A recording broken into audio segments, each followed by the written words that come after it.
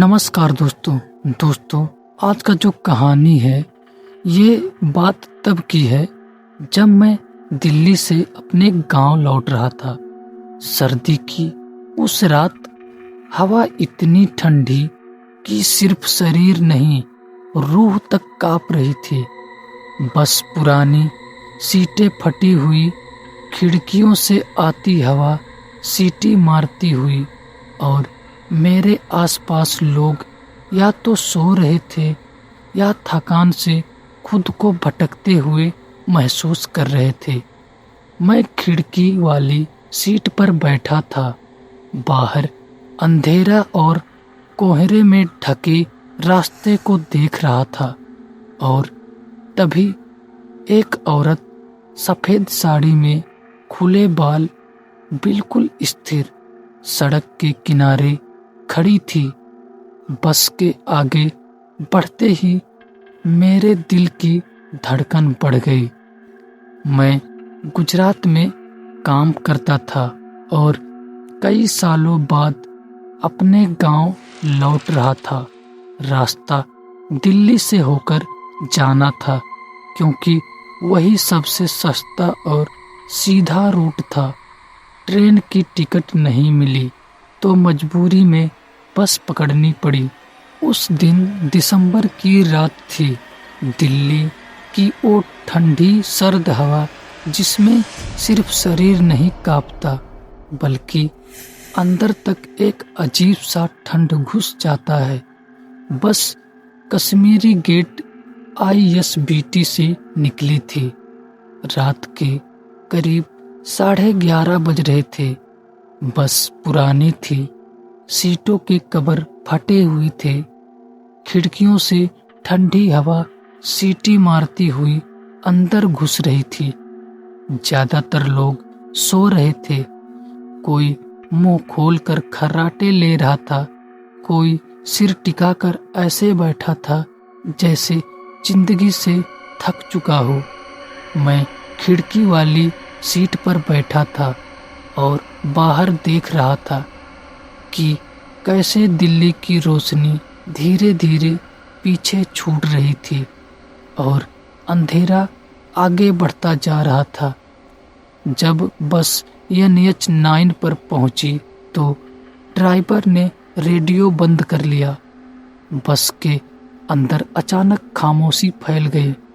सिर्फ इंजन की भारी आवाज और पहियों का सड़क से टकराने का शोर था। कंडक्टर आगे बैठा बार बार बाहर झांक रहा था जैसे किसी का इंतजार कर रहा हो।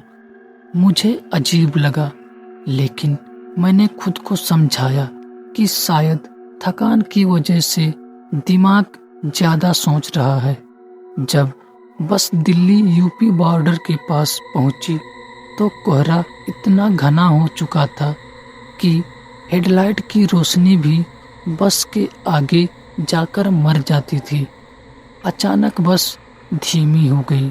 ड्राइवर ने ब्रेक दबाया लेकिन बस रुकी नहीं, बस रेंगने लगी।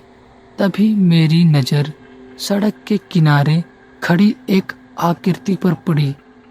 एक औरत खड़ी थी, सफ़ेद साड़ी, खुले बाल, चेहरा नीचे की तरफ झुका हुआ, बिल्कुल स्थिर जैसे पत्थर की मूर्ति हो।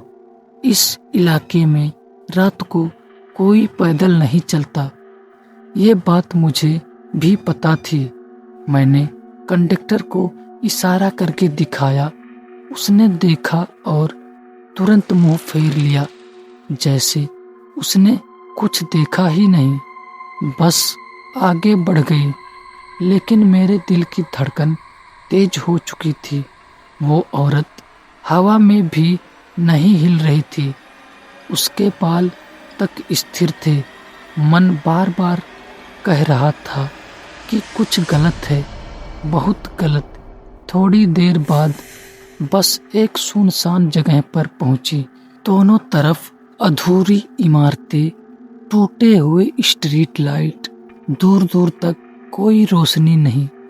तभी पीछे की सीट से किसी के रोने की आवाज आई, बहुत धीमी, दबाई हुई, जैसे कोई मुंह पर हाथ रखकर रो रहा हो। मैंने पीछे मुड़कर देखा, लेकिन वहां कोई नहीं था। सीट खाली थी। मेरे गले में अजीब सा सूखापन आ गया, शरीर सुन्न हो गया।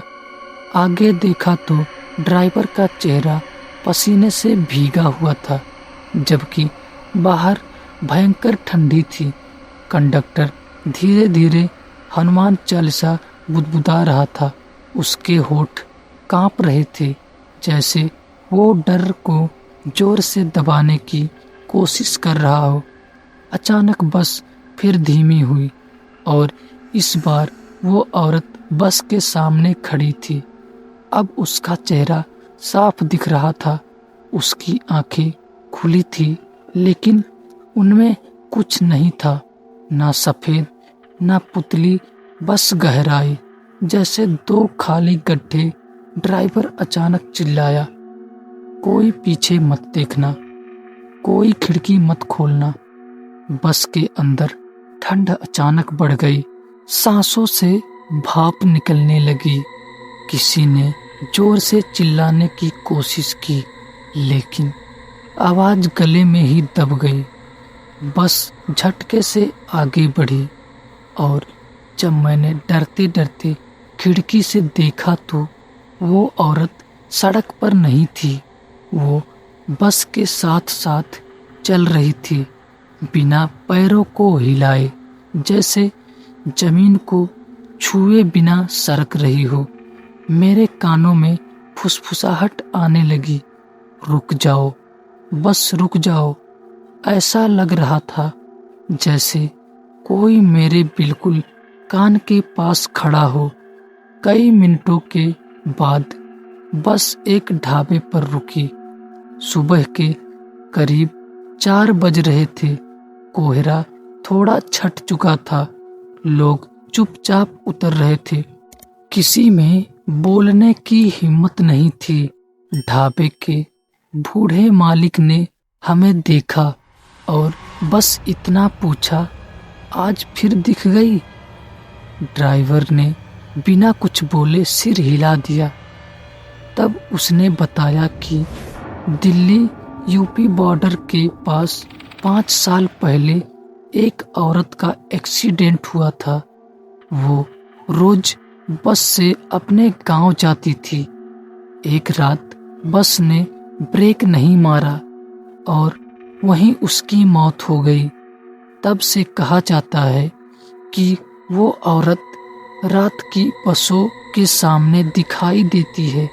जो बस वहाँ रुक जाती है, वो कभी पूरी नहीं पहुँचती।